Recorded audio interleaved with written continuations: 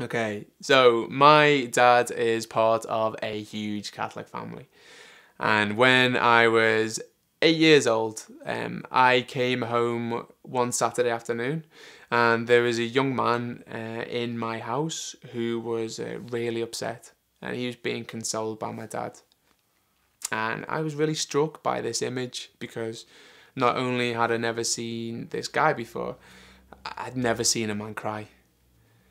It turns out this man was my cousin. And the reason he was so upset was because he had a ticket to watch Liverpool at Hillsborough.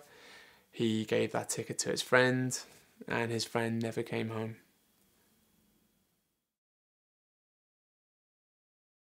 As I can't assume my audience has any knowledge of the Hillsborough staging disaster, I intend to open the story with a flash forward to the film's ending, where we see Liam return home bloody nosed from a game of football which has got out of control, to find that his dad has been crying and his mum is white with shock and anxious to embrace him.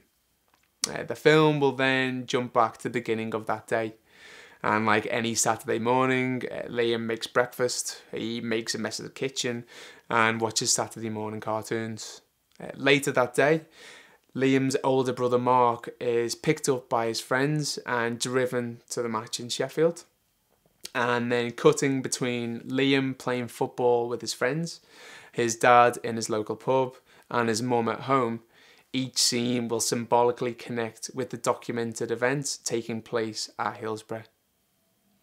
The film will climax when Liam is accidentally struck in the face and he finds himself in a situation which will physically parallel the crush his brother is experiencing in the stadium. We then return to the scene at the opening of the film, where we see Liam pass his father and we understand his dad is on his way to Sheffield, and he sees his mother watching the disaster unfold on TV, which is when Liam realises that his brother is at the game.